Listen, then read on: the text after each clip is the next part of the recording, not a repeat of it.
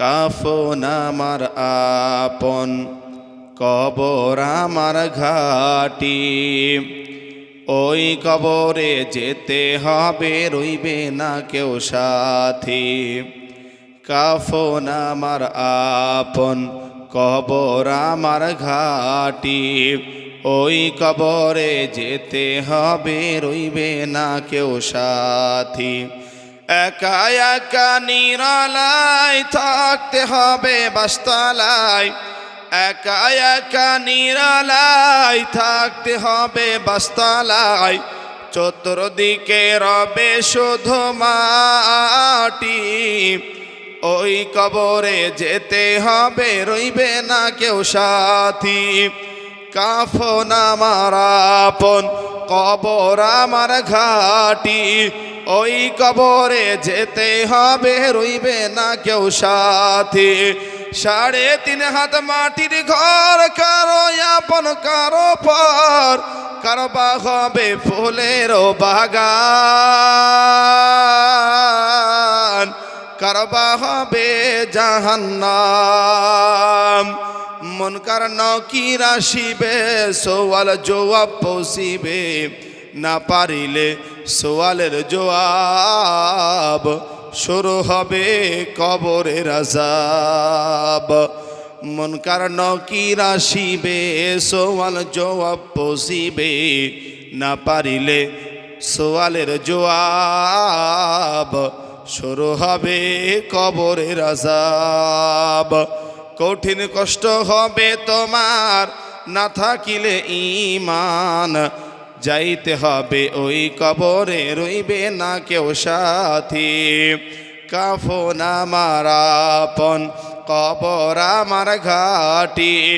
ওই কবরে যেতে হবে, রইবে না কেউ সাথী। ওই কবরে যেতে হবে, রইবে না কেউ সাথী। সমস্ত প্রশংসা সেই মহান আল্লাহ তাআলার জন্য, যিনি আমাদেরকে দূর দূরান্ত থেকে এসে দিনের কিছু কথা শোনার সুযোগ করে দিয়েছেন। তাই আমরা সেই মহান আল্লাহ তাআলার শুকর আদায় করে সকলে জবান খুলে বলুন আলহামদুলিল্লাহ।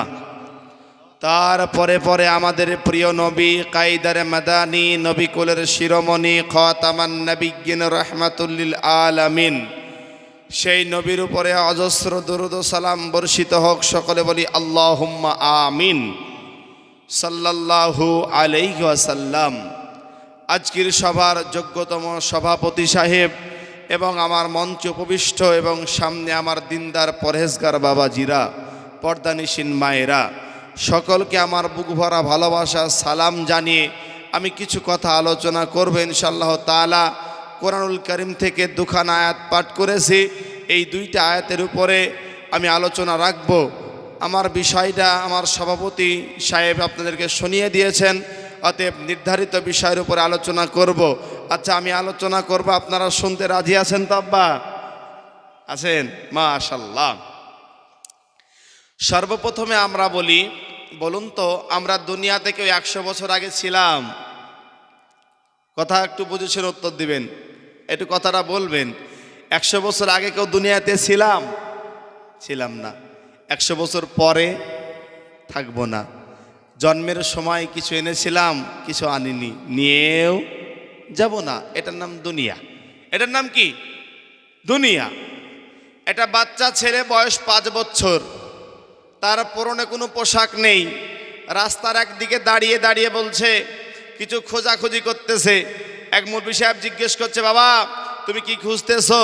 তখন বলে, আমার 500 টাকার একটা নোট হারিয়ে গিয়েছে, পকেটে ছিল। আচ্ছা বলুন তো, বাচ্চা ছেলের পরনেই তো কিছু নাই, তা আবার টাকা কোথা থেকে আসবে? তাই তো নাকি? যার কিছু নাই তার আবার হারানোর কি আছে, তাই তো বাপ? তো আমরা মুসলমান দুনিয়াতে ছিলাম না, থাকবো না। কোনো কিছু জন্মের সময় নিয়েও আসিনি, আর নিয়েও যাব না। এটার নাম দুনিয়া। এটার নাম কি? দুনিয়া।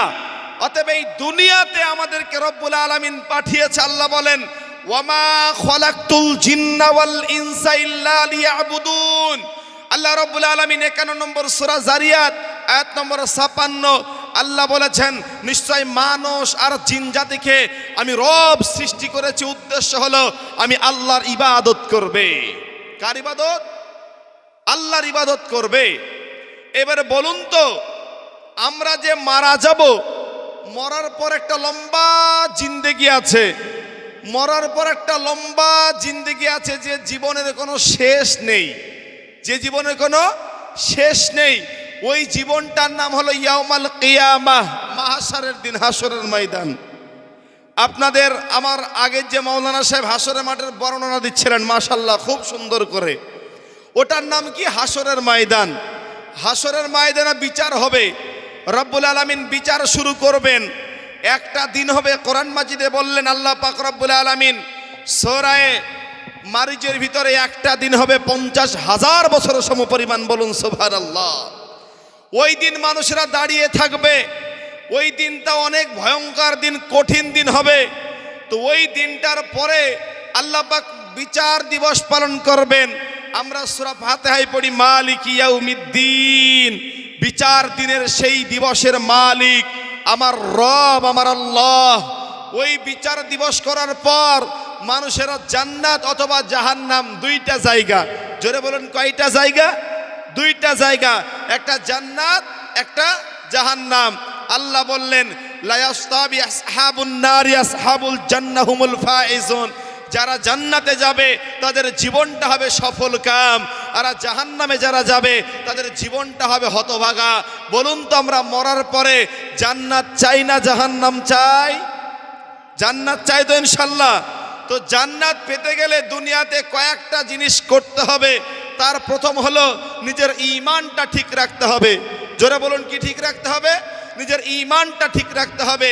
এই ঈমান কাকে বলে, ঈমান কি কি, ঈমানের সংজ্ঞা কি, এর ব্যাখ্যা আপনাকে একটু দিই। ঈমান মানে হলো বিশ্বাস। ঈমান মানে কি? বিশ্বাস। এই বিশ্বাসের আবার তিনটি কায়দা আছে। এক, মুখে স্বীকার করতে হবে, অন্তরে বিশ্বাস করতে হবে এবং কাজে পরিণত করতে হবে। আমি শুধু মনে মনে বলি যে আমি আল্লাহকে বিশ্বাস করি, কিন্তু এটা মুখে স্বীকার করিনি, মুহাদ্দিসগণ ফতোয়া দিয়েছেন ওকে ঈমানদার বলা যাবে না যতক্ষণ না ঈমানের তিনটা জিনিস না আনবে। এক, ঈমান এনেছে, মুখে বলতে হবে। প্রথম নম্বর, অন্তরে স্বীকার করতে হবে। আর 3 নম্বরে ওটা হলো যেটা বাস্তবায়ন করতে হবে, যে আমি নামাজ পড়ি, রোজা করি, আল্লাহকে বিশ্বাস করি। বলুন তো, আমাদের সমাজে এক প্রকারের লোক আছে যারা বলে নামাজ না পড়লে কি হবে, ঈমান কিন্তু ঠিক আছে। আছে না না এরকম লোক? বলে নামাজ পড়িনি বটে, কি হয়েছে, তবে ঈমান কিন্তু ঠিক আছে। এবার আপনাকে একটা ছোট্ট করে বাস্তব কথা বলি বাপ। বলুন তো, যে আমরা যারা নামাজি, নামাজ যারা পড়ি, এই নামাজি মানুষের ভিতরে কি সবাই জান্নাতে যাবে? না, সবাই জান্নাতে যাবে না। কারণ আল্লাহ কোরআনে বলেছেন ফাওয়াইলুল লিল মুসাল্লিন, মুসল্লিরাই ওয়াইল নামক জাহান্নামে যাবে। তাহলে আমরা তো সকলে জান্নাতেও যাব না, জাহান্নামেও যাব না, তবে আমরা নামাজ পড়ি, তাই তো নাকি বাপ? একটা উদাহরণ আপনাকে দিই। ধরুন একটা ছেলে মাথায় করে একটা হাড়িতে করে কিছু চুন নিয়ে যাচ্ছে। চুন, চুন বুঝেন তো? চুন নিয়ে যাচ্ছে। একজন মুরব্বী বলছে, বাপ এই অসময়ে তুমি দই কেন নিয়ে যাচ্ছ? আচ্ছা বলুন তো, চুনকে ভুলবশত দই বলা যায় বা যেতে পারে ভুলবশত, যেহেতু চুন আর দই একটু দেখতে একই রকম, তাই তো? কিন্তু মাথায় করে আলকাতরা নিয়ে যাচ্ছে, কেউ বলবে ওটা ওটা দই? কেউ বলবে? আরে ভাই, তোমার তো ঈমানই নাই। আল্লাহ রাসূল বলেছেন লা সালাতা, যার নামাজ নাই তার ঈমান নাই।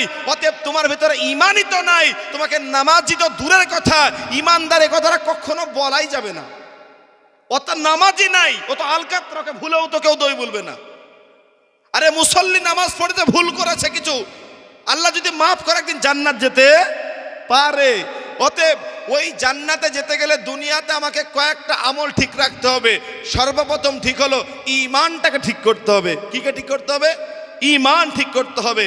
ঈমানের সংজ্ঞা আপনাকে বললাম, ঈমান মানে বিশ্বাস, আর বিশ্বাস মানে মুখে বলা, অন্তরে বিশ্বাস করার, কাজে পরিণত করা, একে ঈমান বলে।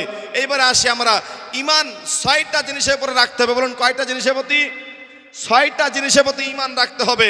আল্লাহ রাব্বুল আলামিন এই সম্পর্কে কুরআনুল কারীমের ভিতরে সূরা বাকারার শেষ আয়াত দিকে বলেন, আল্লাহ রাব্বুল আলামিন তিনি নিজে বর্ণনা করে বলেছেন, আমানার রাসূলু বিমা উনজিলা ইলাইহি মির রাব্বিহি ওয়াল মুমিনুনা কুল্লুন আমানা বিল্লাহ। আল্লাহ বলেছেন যারা কিনা আখিরাতকে বিশ্বাস করবে এবং তারা আল্লাহকে এক বলে মানবে, এইরকম করে রব্বুল আলামিন ছয়টা কথা বলেছেন। বলুন তো কয়টা কথা বলেছে? ছয়টা কথা বলেছে। আল্লাহ রাসূল বলেন আমানতু বিল্লাহি, এক নম্বরে আল্লাহর উপর ঈমান আনবে। কার উপরে? আল্লাহর উপর ঈমান আনবে। আচ্ছা, আমরা কেউ আল্লাহকে চোখে দেখেছি? কেউ কিন্তু আল্লাহকে চোখে দেখিনি। বলুন তো আমাদের বিশ্বাস আছে না নাই আল্লাহ আছে? কম না বেশি? এই মুসলমান আল্লাহকে দেখেনি, এই মুসলমান নবীকে দেখেনি, এই মুসলমান আখিরাতকে দেখেনি, এই মুসলমান তার কিয়ামত হাসর নিকাশ দেখেনি। তারপরেও মুসলমানদের বুকে ঈমানি জজবা আছে না নাই? হ্যাঁ জোরে বলেন, আছে না নাই? আছে না ঈমানি জজবা? যদি এই কোনো মুসলমানের বেটা যদি শোনে যে আমার নবী মুহাম্মদকে নিয়ে কোনো বেঈমান বেধর্মী কটূক্তি করেছে, আমার নবী মুহাম্মদকে নিয়ে কোনো অমুসলমান কোনো ধর্মদ্রোহী মানুষ আমার নবীজির সামনে কটূক্তি করে কথা বলেছে, বলুন তো একটা মুসলমানের ভিতরে এক জাররা পরিমাণ যদি রক্ত থাকে, ওই লোকটা যদি চুপ থাকে, ওয়াল্লাহি ওর ঈমান নাই। আর কি নাই? ঈমান নাই। আমার নবীর বিরুদ্ধে বলে কেউ যে বেঁচে যেতে পারে না? কি বাপ পারে? কেউ কিন্তু পারে না। অতএব এক নম্বরে আমানতু বিল্লাহি, আল্লাহর প্রতি ঈমান আনতে হবে, আল্লাহর প্রতি ঈমান আনতে হবে। দুই নম্বরে ওয়াল মালাইকাতিহি, ফেরেশতাদের প্রতি ঈমান আনতে হবে। বলুন কার প্রতি? ফেরেশতাদের প্রতি ঈমান আনতে হবে। বলুন তো আমাদের দুই ঘাড়ের ফেরেশতা আছে না নাই? কিরামান কাতিবিন ইয়ালামুনা মা লা তাফআলুন। আল্লাহ রাব্বুল আলামিন বলেন নিশ্চয় তোমার দুই ঘাড়ে ফেরেশতা আছে, এই ফেরেশতাগুলা তোমার জীবনের যা গুনাহ যা নেক আমল প্রতিটা জিনিস তিনি লিখেছে, প্রতিটা জিনিস তিনি লিপিবদ্ধ করে রেখেছে। অতএব এই ফেরেশতার প্রতি ঈমান আনতে হবে। দুই নম্বর। তিন নম্বর গেল। তিন নম্বর আল্লাহর নবী সাল্লাল্লাহু আলাইহি ওয়াসাল্লাম বলেন আমানতু বিল্লাহি ওয়াল মালাইকাতিহি ওয়া কুতুবিহি, কিতাবের প্রতি ঈমান আনতে হবে। কিসের প্রতি ঈমান আনতে হবে? কিতাবের প্রতি। আসসালামু আলাইকুম। আলহামদুলিল্লাহ। আপনারা আলহামদুলিল্লাহ বলেন। মাশাআল্লাহ। তিনি যে আমাদের ইসলাম ধর্ম সম্পর্কে কত সুন্দর করে আপনাদের সম্মুখে আলোচনা করলেন, একটু বলবেন না আলহামদুলিল্লাহ? মাশাআল্লাহ। তেনার সঙ্গে আমার অনেকবার সাক্ষাৎ হয়েছে স্টেজেই। আলহামদুলিল্লাহ। আসলে মানুষ যখন মানবতা নিয়ে সমাজে চলে, তিনি উদার হতে হবে, তাই তো নাকি? যাক, আমরা একটা উদার মানুষকে পেয়েছি, আলহামদুলিল্লাহ বলেন। যাক, আল্লাহ তিনাকে সঠিকটা উপরে চলা তৌফিক দান করুক, আল্লাহুম্মা আমিন বলুন। তো যাই হোক, আমি যে আলোচনা করছিলাম, বলুন তো ভাই আমার আলোচ্য বিষয় কি ছিল? মনে নেই। আমি আশা করি ভাই গুরুত্বপূর্ণ বিষয়ে আমার আলোচনা শুনছেন আপনি। মনে নেই? ঈমান সম্পর্কে আলোচনা হচ্ছিল, তাই না? যে তো ঈমান আনতে হবে কয়টা জিনিসের উপরে বললাম? ছয়টা জিনিসের উপরে। তার মধ্যে দুইটা হয়েছে। এক নম্বর আল্লাহর প্রতি ঈমান, দুই নম্বরে রসুলদের প্রতি ঈমান, তিন নম্বরে কুতুবিহি, কিতাবের প্রতি ঈমান। আসমানি কিতাব আল্লাহ পাক কোরআন মাজিদের ভিতরে অনেকগুলা বলেছেন, তার ভিতরে চারটি। কয়টা জোরে বলুন? চারটি। এক, তাওরাত। তাওরাত আল্লাহ পাক নাজিল করেছিলেন হযরত মুসা আলাইহিস সালামের উপরে। দুই, জবুর। জবুরটা আল্লাহ পাক নাজিল করেছেন হযরত দাউদ নবীর উপরে। ইনজিলটা নাজিল করেছেন হযরত ঈসা আলাইহিস সালামের উপরে। আর কোরআন নাজিল করেছেন আমাদের নবী মুহাম্মদের উপরে। বলুন সুবহানাল্লাহ। এই কোরআনুল কারীমটা আল্লাহ রাব্বুল আলামিন নাজিল করলেন আল্লাহর নবীর কাছে। বলুন তো এই কোরআনটা নাজিল করেছেন, এই কোরআনকে একটা ভাষায় বলা যায় ফুরকান। বলুন তো কি বলা হয়? ফুরকান। ফুরকান মানে হলো সত্য মিথ্যা পার্থক্যকারী। সত্য মিথ্যা পার্থক্যকারী। আমাদের নবী আসার পূর্বে যে যুগটা ছিল সেই যুগটা হলো আইয়ামে জাহিলিয়াত। বলুন তো কি? আইয়ামে জাহিলিয়াত। ওই জামানায় কোনো মানুষ মানুষকে চিনেছিল না, কোনো মানুষ তার মানুষের দাম দিত না, মা তার সন্তানকে দাম দিত না, বাবা তার মেয়েকে নিজে হাতে হত্যা করেছে।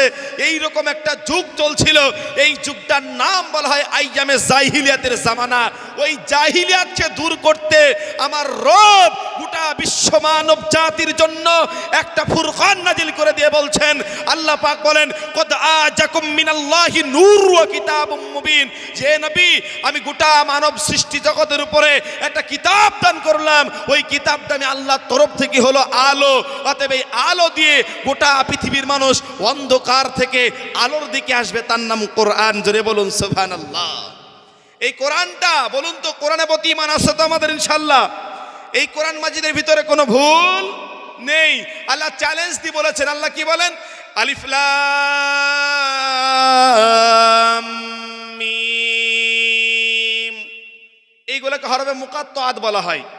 যেগুলো আমরা ছেলেপিলেকে পড়াই, এগুলোর মানে কে জানে? আল্লাহ। কে জানে? আল্লাহ ছাড়া কেউ জানে না। তারপর আল্লাহ বলেন, আচ্ছা বলুন তো, পৃথিবীর প্রতিটা লেখক তিনার বই লিখতে যে শেষের বেলা লিখেছে যে এই বইয়ের ভিতরে কিছু ভুল ত্রুটি হলে মার্জনা চোখে দেখবেন, তাই তো নাকি? কিন্তু রব দেখেন কি বলে আল্লাহ পাক, যালিকাল কিতাবু লা রাইবা ফীহি হুদাল লিল মুত্তাকিন। যালিকা আরবি শব্দের দুখানা ব্যাখ্যা শিখবেন, দুটি ব্যাখ্যা শিখবেন। যালিকা মানে ওই, হাজা মানে এই। বলুন তো যালিকা মানে কি? ওই, আর হাজা মানে এই। আল্লাহ পাক এখানে যালিকা শব্দ ব্যবহার করেছে। কি শব্দ ব্যবহার করেছে? যালিকা মানে হচ্ছে ওই। আমি যখন বলবো যে ভাইজান ওই জিনিসটা আমার কাছে নিয়ে আসুন, তাহলে ভাবতে হবে যে এটা আমার কাছে আর নেই। আর যখন বলবো হাজা মানে এই, এই মানে আমার কাছে আছে। আল্লাহ পাক এখানে কি শব্দ ব্যবহার করেছে? যালিকা। এর ব্যাখ্যা দিতে গেলে অনেক সময় লেগে যায়, ওদিকে যাব না। যালিকা ব্যবহার করেছে রব্বুল আলামিন কি দিয়ে? আল্লাহ পাক বলেন, যালিকাল কিতাব, ওই কিতাব, যে কিতাব তোমার ঘরে আছে, যে কিতাব তোমার মক্তবে পড়ায়, যে কিতাব মাদ্রাসায় পড়ায়, যে কিতাব তোমার বাড়ির ওই জায়গাতে আছে। আল্লাহ বলেন যালিকাল কিতাব, ওই কুরআনুল কারীমের ভিতরে ভুল তো দূরের কথা, একটা সন্দেহ পর্যন্ত নাই। বলুন সুবহানাল্লাহ। সন্দেহ পর্যন্ত ওই কিতাবে নেই। তো এই কোরআন মাজিদের পরে আমাদের ঈমান আছে তো ইনশাআল্লাহ? ঈমান রাখতে হবে। কয়টা গেল? তিনটি গেল। 4 নম্বরে ওয়াল ইয়াউমিল আখিরি, শেষ দিন কিয়ামতের প্রতি ঈমান আনতে হবে। 5 নম্বরে অল কদরি খায়রি শাররি মিনাল্লাহি তাআলা, আল্লাহ নবী বলেন তার ভাগ্যের প্রতি ঈমান আনতে হবে। কিসের প্রতি? ভাগ্যের প্রতি ঈমান আনতে হবে এবং শেষ দিনের প্রতি ঈমান আনতে হবে। 6টা গুণী দিই। 1 আল্লাহর প্রতি ঈমান আনতে হবে। 2 রসুলদের প্রতি ঈমান আনতে হবে। 3 ফেরেশতাদের প্রতি ঈমান আনতে হবে। 4 কিতাবের প্রতি ঈমান আনতে হবে। 5 কিয়ামতের ময়দানের প্রতি ঈমান আনতে হবে। 6 নবীজি বলেন এই তাকদীর, ভালো মন্দের প্রতি ঈমান আনতে হবে। এই 6টা জিনিসের প্রতি যদি কারোর ঈমান থাকে, নবীজি বলেছেন গোটা পৃথিবীর মানুষ যদি কাফের ফতোয়া দেয়, আল্লাহ বলেন ওই মানুষটা আমার কাছে ঈমানদার। বলুন সুবহানাল্লাহ। তাহলে কয়টা জিনিসের প্রতি বললাম? 6টা। ইনশাআল্লাহ আমাদের আছে তো ঈমান ভাই? ওইদিকে বিশ্বাস আছে তো আমাদের? হ্যাঁ। এইবারে বলি, বলুন তো ওযু ভঙ্গের কারণ আছে না নাই? আছে। আচ্ছা আমি হাত তুলতে বলবো, কয়জন জানেন ওযু ভঙ্গের কারণ? হাত তুলুন। অন্তত 2টি 3টি যদিও জানেন হাত তোলেন। মাশাআল্লাহ, মোটামুটি কিছু জানে। ওযু ভঙ্গের কারণ যেমন আপনারা জানি, প্রস্রাব, পায়খানা, বাথরুম এইগুলা করলে ওযু নষ্ট হয়ে যায়। বলুন তো নামাজ ভঙ্গের কারণ আছে না নাই? নামাজ ভঙ্গের কারণ আছে না? আছে। কি? যে নামাজের ভিতরে যদি কথা বলে, বলুন তো নামাজটা কি হবে? নামাজটা হবে না, নামাজ ভেঙে যাবে।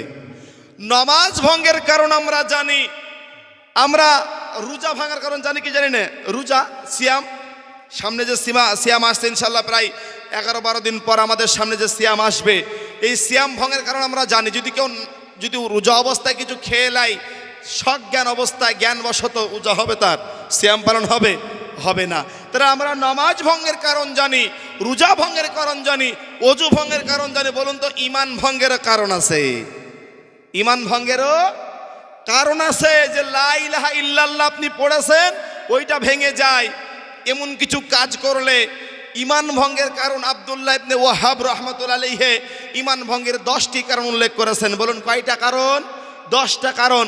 তার প্রথমে বলেছেন শিরিক যদি কেউ আল্লাহর সাথে করে তার ইমানটা ভেঙে যায়। বলুন কি করলে? শিরিক করলে ইমান ভেঙে যায়। এইবারে বলুন আমরা শিরিক করি কি করি না? কথার মাধ্যমে শিরিক করি, চলার মাধ্যমে শিরিক করি, বুঝার বিষয়ে শিরিক করি, উঠতে বসতে শিরিক, শিরিক সম্পর্কে কথা বলি, কিছুক্ষণ কথা বলবো, তারপরে আলোচনার বিষয়ের দিকে যাব। আলোচ্য বিষয় কিন্তু আমার সভাপতি বলেছে আল্লাহর ভয় এবং শিরিক সম্পর্কে, মানে দুইটা বিষয় দিয়ে যাকে সাথে সময় দিয়েছে অল্প। কথা বুঝেন না? তো যাক, যতদূর আগায় আমরা যাই আস্তে আস্তে, শুনবেন তো ইনশাল্লাহ? বিরক্ত হচ্ছেন না তো আলোচনাতে বাপ?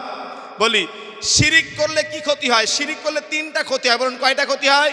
3টি। এক, আল্লাহ তাআলা এই সম্পর্কে বলেন, আমি যে আয়াতটা তেলাওয়াত করেছি, আল্লাহ বলেন ইন্নাহু মাই ইশরিকু বিল্লাহ ফাকাদ হাররামাল্লাহ আলাইহিল জান্নাহ।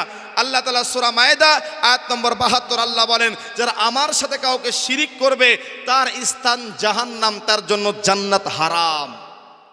যদি কেউ শিরিক করে বিনা তওবায় মারা যায়, বলুন তো শিরিক যদি করে বিনা তওবায় মারা যায় কোথায় যাবে? জাহান্নাম, তার জন্য জান্নাত হারাম, কোনো দিন জান্নাতে প্রবেশ করবে না। এটি শিরিকের ভয়াবহতা। 2, শিরিক করলে পূর্বেকার আমল নষ্ট হয়ে যায়। উদাহরণ আপনাকে দিই। এইবারে আপনি ধরেন আপনার বয়স এখন কত? বলেন 60 বছর আপনার বয়স, আপনি নামাজ পড়ছেন 40 বছর ধরে, আর আপনি বাড়িতে এখন আপনি চলতেছেন, চলতে চলতে আপনার সন্তান হয় না। সন্তান হচ্ছে না তো কোথায়? কোন বট গাছের তলে যে আপনি বলছেন একটা সন্তান দিয়ে আব্বা। বলুন তো আপনার ঈমান আছে? সন্তানদের মালিক কে? জোরে বলুন কে? তো আল্লাহ দিতে পারে। আল্লাহ বলেছেন সূরা শূরার ভিতরে যে আমি আল্লাহ যাকে চাই তাকে কন্যা সন্তান দিই, আমি আল্লাহ যাকে চাই তাকে পুত্র সন্তান দিই, আমি আল্লাহ যাকে চাই কন্যা পুত্র উভয় দিই, আর আমি আল্লাহ যাকে চাই না বন্ধা বানিয়ে থুই। এটা পৃথিবীর কোনো মানুষের হাত নেই। আপনি যখন একটা কোনো দরগায় যে সেজদায় পড়ে যেয়ে বলবেন বাবা একটা বেটা দে, একটা সন্তান দে, আপনার ঈমানটা চলে যাবে, আপনার ঈমানটা নষ্ট হয়ে যাবে, আপনার লা ইলাহা ইল্লাল্লাহ চলবে না, টিকবে না, নষ্ট হয়ে গেছে। তাহলে ঈমান নষ্ট হয়ে গেলে কি হবে? পূর্বেকার আমল বাতিল হবে। সূরা জুমার আয়াত নম্বর 65 আল্লাহ পাক রব্বুল আলামিন শিরিক সম্পর্কে আরো বলেন, নবী সাল্লাল্লাহু আলাইহি ওয়াসাল্লামকে বলছেন হে মুহাম্মদ সাল্লাল্লাহু আলাইহি ওয়াসাল্লাম আপনি জানিয়ে দেন যদি আপনিও শিরিক করেন তাহলে আপনারও পূর্বেকার আমল নষ্ট হয়ে যাবে, আপনিও শিরিক করলে আপনার পূর্বেকার আমল নষ্ট হয়ে যাবে। আল্লাহ রব্বুল আলামিন বলতে চাইছেন হে মুহাম্মদ যদি কেউ শিরিক ছাড়া আমি রবের কাছে উপস্থিত হয় যে শিরিকের মতন জঘন্য গুনাহ করেনি, আল্লাহর নবী বলেন ওই মানুষটাকে রব্বুল আলামিন ক্ষমা করে দিতে পারে আল্লাহ যদি দয়া হয়। সূরা নিসা আয়াত নম্বর 116, সূরা নিসা আয়াত নম্বর 48, সূরা আনআম আয়াত নম্বর 151, সূরা লুকমান আয়াত নম্বর 31। আল্লাহ পাক রব্বুল আলামিন সূরা লুকমান আয়াত নম্বর 13, আল্লাহ পাক রব্বুল আলামিন কোরআন মাজিদের সূরা বনী ইসরাঈল আয়াত নম্বর আল্লাহ রব্বুল আলামিন বলেন ওয়াকাদা রাব্বুকা আল্লা তা'বুদু ইল্লা ইয়্যাহু ওয়া বিল ওয়ালিদাইনি ইহসান। সূরা আল্লাহ পাক রব্বুল আলামিন 17 নম্বর সূরা বনী ইসরাঈলের 23 নম্বর আয়াতে বলেন তোমরা একমাত্র আল্লাহর ইবাদত করবে, আল্লাহর সাথে কাউকে শরীক স্থাপন করবে না। বোঝা গেল তো শিরিক সবচেয়ে মস্ত বড় গুনাহ, শিরিক সবচেয়ে মস্ত বড় গুনাহ। এই গুনাহ আল্লাহ পাক তওবা না করলে ক্ষমা করবে না। এবার হাদিস থেকে আপনাকে কয়েকটা কথা বলি। আল্লাহর নবী বলেন আস-সাবআল মুবিকাত তোমরা 7টা ধ্বংসাত্মক পাপ থেকে বেঁচে থাকো। বলেন কয়টা পাপ? 7টা পাপ। 1 লা তুশরিকা বিল্লাহ আল্লাহর সাথে কাউকে শরীক তোমরা করিও না। আল্লাহ নবী বলেন আন মুআজ বিন জাবাল রাদিয়াল্লাহু তাআলা قال قال রাসূলুল্লাহ সাল্লাল্লাহু আলাইহি ওয়াসাল্লাম মুআজ বিন জাবাল বলেন আল্লাহ নবী আমাকে 10টি উপদেশ দিয়েছিল। বলুন কয়টি উপদেশ দিয়েছিল? 10টি উপদেশ দিয়েছিল। তার মধ্যে একটা উপদেশ ছিল ইয়া মুআজ লা তুশরিকা বিল্লাহ, মুআজ তুমি আল্লাহর সাথে কাউকে শরীক স্থাপন করবে না।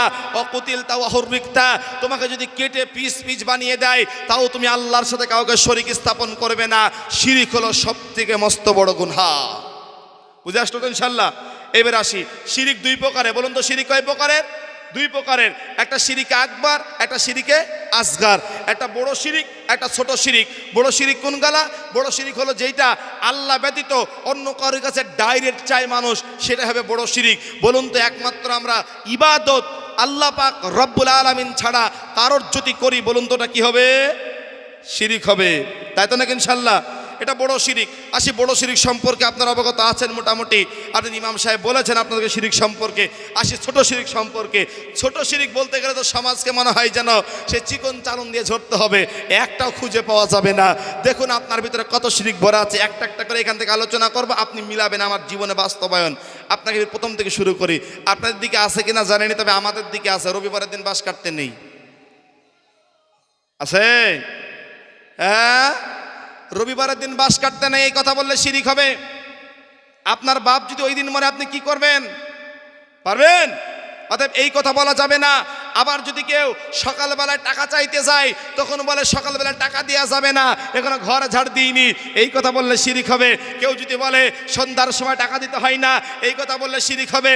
কেউ যদি বলে যে মঙ্গলবারের দিন বাড়িতে গোবর দিতে হয় না, এই কথা বললে শিরিক হয়। কেউ যদি বলে ডাক্তার ভালো তাই রুগী বেঁচে গেল, এই কথা বললে শিরিক হয়। কেউ যদি বলে নৌকার মাঝি ভালো তাই নৌকাটার আজকে যাত্রীগুলো বেঁচে গেল, কেউ যদি বলে গাড়ির ড্রাইভার ভালো ছিল ওর জন্য যাত্রীগুলো সব বেঁচে গেল, এই কথা বললে শিরিক হয়। রাস্তা দিয়ে চলতে চলতে সামনে একটা বিড়াল পড়েছে, আপনি টক করে দাঁড়িয়ে পড়লেন, জিজ্ঞেস করলাম ভাই আপনি কেন দাঁড়ালেন? তখন আপনি বলতে শুরু করে দিলেন ভাইজান এই যে সামনে একটা বিড়াল চলে গেছে, অমঙ্গল হবে, এই যে আপনার অবিশ্বাস্য করলেন, এইটা করলে শিরিক হয়। আল্লাহর নবী তারপরে বলেন যদি কেউ শিরিক করে মারা যায়, আল্লাহ পাক কোনোদিন শিরিকের গুনাহ বিনা তওবায় মারা গেলে কোনোদিন ক্ষমা করবে না। অতএব এই শিরিক আপনাকে একটা একটা করে বলে দিই। পেছন থেকে আপনি রাস্তা দিয়ে বাড়িতে বেরো চলে যাচ্ছেন, আপনাকে পেছন থেকে একজন ডাক দিয়েছে, আর একজন পাশ থেকে বলছে পেছন দিক থেকে ডাকলে অমঙ্গল হয়, এই কথা বললে শিরিক হবে। আপনাকে যখন একজন মানুষ বলেছে ভাই আজকে তোমার এই হালাতটা হলো কি করে, তখন তোমার আজকে এই বিপদটা হলো কি করে, একজন পাশ থেকে এটা বলছে কার মুখ দেখে তুই সকালবেলায় বাড়ি থেকে বেরিয়েছিলে, এই কথা বললে শিরিক হয়। বলুন তো সমাজে আছে না নাই? আছে না নাই? হ্যাঁ, আবার আপনাকে বলি যুবক ভাইদের তো এখন কথা বললেই তো অনেক কিছু হয়। এখন দেখি আগে মহিলারা চুরি পড়তো দুই হাতে, এখন আমার ভাইরা পড়ে এক হাতে, আছে না নাই? আর নাম কি বালা ব্যাসলেট। হ্যাঁ, আবার দেখি কার পরে গলাতে হাতে, আবার পায়েও কার পরে। ভাই জিজ্ঞেস করি ভাইজান কার কেন আপনি গলায় হাতে পরন, তো তখন বলে ভাই রগ চমকাবেন, আছে না নাই? আমি বলি ভাই রে ডাক্তার পাশ করেছে, ডাক্তাররা ফেল হয়ে যাচ্ছে, আর তোমার 1.5 টাকার এই তোমার এই সে কারে তোমার রগ চমকানো বন্ধ হবে, এইরকম জাহিলাতি প্রথা ইসলামের ভিতরে প্রবেশ করেছে কি করে নাই? জোরে বলেন করেছে কি করে নাই? এইগুলো আছে না নাই সমাজের ভিতরে? আছে না? এইগুলাকে আস্তে আস্তে বের করতে হবে কি হবে না ইনশাআল্লাহ তাআলা? হ্যাঁ, শিরিক করা যাবে না। শিরিক যদি কেউ করে তার জাহান্নাম কিন্তু ঠিকানা হয়ে যাবে। এইবারে বলতে চাইলাম শিরিক যদি কেউ না করে তার উপকার কি হবে কিয়ামতের ময়দানে? আপনাকে হাদিস শোনাই। আল্লাহ নবী বলেন কিয়ামতের ময়দানে আল্লাহ রাব্বুল আলামিন বলবেন বান্দা তোমার হাজার হাজার অপরাধ, বান্দা তোমার এত অপরাধ গুনাহ হয়ে গেছে যে তোমার আজকে অন্যায় হয়ে যদি আসমান থেকে জমিন পর্যন্ত থেকে যায়, আমি রব্বুল আলামিন আল্লাহ বলে দিলাম তোমার এই গুনহার ভিতরে তুমি আমার সামনে যখন গুনাহ নিয়ে দাঁড়িয়ে যাবা, তোমার গুনাহ এত গুনাহ হয়ে গেছে যে তোমার জমিন থেকে আসমান পরিমাণ, এই পরিমাণ গুনাহ নিয়ে তুমি আল্লাহর সামনে দাঁড়িয়ে গেছো। আল্লাহ বলবেন বান্দারে তোমার এই গুনাহটা আমি রব ক্ষমা করে দিব। তোমার আমল নামায় যদি শিরিকের মতো জঘন্য গুনাহ যদি না থাকে, জোরে বলু, শিরিকের মতন জঘন্য গুনাহ যদি তোমার আমল না থাকে, আমল নামায় না থাকে, আমি রব্বুল আলামিন তোমার জীবনের গুনাহগুলো ক্ষমা করে দেব। বলুন সুবহানাল্লাহ। ইনশাআল্লাহ শিরিক করব না তো? ইনশাআল্লাহ শিরিক করা যাবে না। এবার আরেকটা আপনাকে প্রাইজের কথা আপনাকে বলে দিই, শিরিক না করলে 2 নম্বর উপকার কি হবে?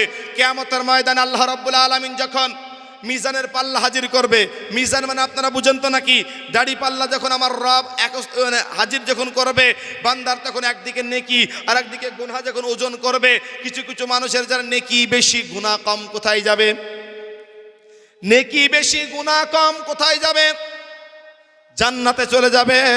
আর যার গুনাহ বেশি নেকি কম ওই ব্যক্তি জাহান্নামে চলে যাবে। যারা নেকিও বেশি গুনাহও বেশি, মানে নেকি আর গুনাহ এই দুইটা সমান সমান হয়ে গেছে, ও কোথায় যাবে? কোরআন বলে দিয়েছেন ওই ব্যক্তিকে আরফ পাহাড়ে থুয়ে দিবে। এই আরফ কোরআন মাজিদে 7 নম্বর সূরা আরফ বলে আল্লাহ পাক নাজিল করেছে। এই আরফটা কোথায় আছে? এই আরফটা আছে জান্নাত এবং জাহান্নামের মধ্যবর্তী স্থানে। আল্লাহ রাব্বুল আলামিন ওই ব্যক্তিগুলোকে আরব আরববাসীর উপরে থুয়ে দেবে। আরবের উপরে কে থাকবে? আরবের উপরে তারাই থাকবে যারা নেকি এবং গুনাহ দুইটা সমান সমান। এই ব্যক্তিগুলাকে আমার রব আরব নামক পাহাড়ে থুয়ে দিবে। রব্বুল আলামিন যখন আরব নামক পাহাড়ে থুয়ে দিবে, আমার আল্লাহ জান্নাতীরা যখন জান্নাতে চলে যাবে, জান্নাতীদের মনে একটা ভয়, না জানি আমার আল্লাহ কবে হয়তো জান্নাত থেকে আমাদেরকে বাহির করে দেয়, এইটা অন্তরে তিনাদের ভয়।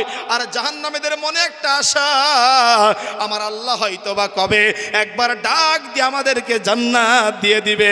আরববাসীরা তারা মনে মনে ভাববে, জাহান্নামের দিকে তাকাবে আর বলবে, আল্লাহ তুমি আমাকে জাহান্নামের উপরে যেন দিয়ে দিও না।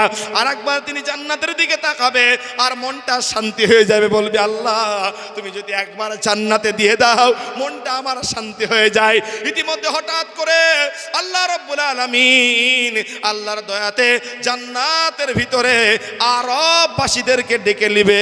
অতএব আরববাসীরাও জান্নাতে চলে গেল। আরববাসীরাও তারা জান্নাতের ভিতরে চলে গেল। তারা থাকলো কয়টা? দুইটা দল থাকলো, জান্নাত আর জাহান্নাম। ইতিমধ্যে জাহান্নামীদের মনে একটা আশা, হয়তোবা আমার আল্লাহ কোনো একদিন আমাদেরকে ডাক দিয়ে বলবে। আল্লাহ রাব্বুল আলামিন ইতিমধ্যে আল্লাহ পাক অমনি সঙ্গে সঙ্গে জাহান্নামের ভিতর থেকে আল্লাহর নবী বলেন যে দুনিয়ার ভিতরে লা ইলাহা ইল্লাল্লাহ এই বাক্যটা দুনিয়াতে ঈমানের উপরে পড়েছিল। আমার আল্লাহ ওই যার ভিতরে, মুসলিম শরীফের হাদিসে এসেছে, আল্লাহর নবী বলেন ওই ব্যক্তি যার ভিতরে যাররা পরিমাণ ঈমান ছিল, ওই ব্যক্তিকে আমার আল্লাহ জাহান্নাম থেকে বের করে জান্নাতে দিয়ে দেবে। বলুন সুবহানাল্লাহ। জাহান্নামীদের অন্তরে এখন একটা আশা যে আমার আল্লাহ হয়তোবা আমাদেরকেও কোনো একদিন জান্নাতে ডাক দিবে। আমার রব জান্নাত এবং জাহান্নামীর মধ্যবর্তী স্থানে আমার আল্লাহ আসবে। আসার পর বলবেন, ও জান্নাতীরা আমার দিকে তোমরা তাকাও, ও জাহান্নামীরা তোমরা আমার দিকে তাকাও। মুফাসসিরিনরা বলেন, হাদিসের ভিতরে এসেছে, আল্লাহর নবী বলেন ওই দিন আমার আল্লাহ দুম্বা নামক আকৃতি একটা প্রাণী রব্বুল আলামিন জান্নাত এবং জাহান্নামের মাঝখানে আনবেন। আর আনার পর আল্লাহ বলবেন, জান্নাতীরা রে আজকে তোমরা আমি রবের দিকে তাকাও, ও জাহান্নামীরা তোমরাও আমি আল্লাহর দিকে তোমরা তাকাও। এই কথা বলার পর আল্লাহ বলবেন, আল্লাহ পাক নিজে হাতে ওই পশুটাকে জবাই করে দিবেন। আল্লাহ পাক নিজে হাতে যখন পশুটাকে জবাই করে দিয়ে বলবে, ও জান্নাতীরা রে সুম্মা লা ইয়ামুতু ফিহা ওয়ালা ইয়াহইয়া, আর তোমরা কোনোদিন মরবে না, আর তোমাদের কোনোদিন মৌত হবে না। আমার আল্লাহ আবার তখন জান্নাতীদেরকে বলবে, জান্নাতীরা রে তোমরা সুসংবাদ গ্রহণ করো, তোমরা আর কোনোদিন মরবে না। ও জাহান্নামীরা তোমরাও খবরটা শুনে নাও যে তোমরা আর কোনোদিন মরবে না। তখন জাহান্নামীরা আফসোস করে বলবেন, হায় আল্লাহ আমাদের জীবনে মৌত যদি আমাদের হয়ে যেত আমাদের কত ভালো হতো। আল্লাহ বলবেন, আর তোমরা মরবে না, কারণ আমি রব মৌত নামক প্রাণীটাকেই আমি আল্লাহ আজকে জবাই করে দিয়েছি। অতএব আর তোমাদের আখিরাতে মৌত থাকবে না। জাহান্নামীরা আফসোস করে বলবে, ইয়া লাইতানি কুনতু তুরাবা, আজকে যদি মাটির সাথে মিশে যেতাম, আজকে যদি মাটি হয়ে যেতাম আমাদের কত ভালো হতো। আল্লাহ বলবেন, বান্দারে না না না, দুনিয়ার ভিতরে তোমাদেরকে আমার আলেম যে বুঝিয়েছে, কিন্তু তোমরা দিন ইসলামের ভিতরে আসো নাই। আমার আলেম যে তো তোমার কাছে মসজিদের ভিতরে 5 বার আজান হতো, হাইয়া আলাস সালাহ হাইয়া আলাস সালাহ বলে তোমাকে যখন 5 বার আজান দিত, হাইয়া আলাস সালাহ বলে যখন 5টি বার তোমাকে ডাক দিত, কিন্তু তোমার ওই ডাকের সাড়া পেতে, তোমার এই সাড়া পেতে, তোমার এই সাড়া পেতে তুমি একবার আমার মসজিদে আসো নাই। তোমাকে মুয়াজ্জিন সাহেব ডাক দিয়েছে, তারপরেও তুমি আসো নাই। তোমাকে আমার ইমাম সাহেব ডাক দিয়েছে, তারপরেও তুমি আসো নাই। ওরে আমার বান্দা, তুমি শুনে নাও, আজকে আমি রব, আমি আল্লাহ যখন গোটা মানুষ ঘুমিয়ে যেত, গোটা মাখলুক কুল কায়নাত ঘুমিয়ে যেত, আমি আল্লাহ রাব্বুল আলামিন যখন এই আসমান থেকে আমি আল্লাহ রাতের শেষ ভাগে আমি রব্বুল আলামিন নিজ আসমানে নেমে আসতাম। আর নেমে আসার পর আমি মানুষদেরকে বলতাম, ওরে দুনিয়ার মানুষেরা, ওরে দুনিয়ার গুনাহগার নেওয়ালারা, ওরে যারা রাত্রিবেলায় গুনাহ করেছো, অপরাধ করেছো, আজকে দুনিয়ার ভিতরে তোমরা অন্যায় অপরাধের ঢেরি লাগিয়ে ফেলেছো, আমি রবের কাছে আয় আর এসে তুবু ইলাল্লাহি তাওবাতান নাসুহা, তোমরা আল্লাহর কাছে খালি অন্তরে তওবা করে নাও। বান্দা আল্লাহর ডাকে সাড়া দেয় নাই। আল্লাহ বলবেন, এই বেঈমান কাফেরগুলোকে ধর, ওয়াসিকাল্লাযীনা কাফারু ইলা জাহান্নামা যুমারা, এদেরকে ধর আর ধরে এদেরকে শিকলবন্দি কর, আর শিকলবন্দি করার পর খুযুহু ফাগুল্লু সুম্মাল জাহিমু সাল্লু, এদেরকে ধরে জাহান্নামের দিকে পাঠিয়ে দিয়ে যা। আফসোস করে ওই দিন আর কোনোদিন আফসোস করে আর নাজাত পাওয়া যাবে না। ওটার নাম কিয়ামতের ময়দান। ওটার নাম কি? কিয়ামতের। আসসালামু আলাইকুম ভাই, মিঠুন ভাই, বক্তা নিয়ে আসুন, মুফতি নাজমুল হক সাহেবকে নিয়ে আসুন, ওনার টাইম হয়ে গেছে, আপনি বক্তা নিয়ে আসুন। আপনারা যারা বসে আছেন জানেন, পশ্চিমবঙ্গ জমিয়ত উলামায়ে হিন্দের সেক্রেটারি জনাব মুফতি হযরত মাওলানা নাজমুল হক সাহেব সারা বাংলার আলোড়নকারী বক্তা। আপনারা জানেন তিনি এই মুহূর্তেই আপনাদের সামনে উঠবেন। আপনারা ধীরস্থিরভাবে বসে যান। যারা এখনও এদিক ওদিক ঘোরাফেরা করছেন, মেহেরবানি করে মজমায় বসে যান, মজমায় বসে যান। মুফতি নাজমুল হক সাহেব ভগবানগোলা উচ্চ মাধ্যমিক হাই স্কুলের প্রধান শিক্ষক, তিনি এসে গেছেন, এখনই তিনার তাশরিফ আনবেন। আপনারা যারা এখনও এই দিক ওদিক ঘোরাফেরা করছেন, মেহেরবানি করে ডাইন সাইডটা একদম ফাঁকা রইল। কি এমন করে বসলেন যে এই দিকটা কি মেয়েরা বসবে নাকি? আপনারা জায়গা ফাঁকা রেখেছেন, আপনারা পরিপূর্ণ ভরপুর করে দেন। ওখানে গেটের কাছে কিছু যুবক ভাই দাঁড়িয়ে আছেন, তেনারা মেহেরবানি করে এই জায়গায় বসে যান। আর স্বেচ্ছাসেবক ভাইদেরকে বলি, যেসব ওই রাস্তাতে মেলাতে এদিক ওদিক ঘোরাফেরা করছে, তাদেরকে হাতে পায়ে ধরে এখানে বসিয়ে দিন। আপনারা আপনাদের দায়িত্ব পালন করুন।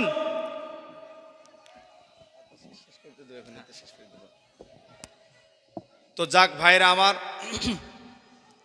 আলোচনার ভিতরে আপনারা হয়তো শুনলেন, যদিও টাইমটা সংকীর্ণ হলো, কোনো সমস্যা ছিল না, তবে আলোচনা একটু গুছিয়ে দিতাম, তার ভিতরে অনেক বিরতি। কথা বলেন, তাই তো নাকি? তো যাক, যতটুকু আমি আলোচনা করলাম কিছু বুঝতে পেরেছেন ভাই? ঈমান সম্পর্কে আলোচনা করলাম। আল্লাহর ভয় অন্তরে রাখবেন। যেহেতু ইনশাআল্লাহ তাআলা আপনারা ডাক দিলে আমরা উপস্থিত হব, আসব। আমাদের প্রোগ্রাম প্রায় প্রতিদিন আপনাদের কাছে আছে। কালকে 2টা জালসা আছে, অতএব একটু দোয়া করবেন আমাদের জন্য। আল্লাহ পাক রব্বুল আলামিন যেন আমাদেরকে দ্বীন ইসলামের জন্য কবুল করে, সকলে জবান করবেন আল্লাহুম্মা আমিন। আল্লাহ পাকের কাছে দোয়া করে রব্বুল আলামিন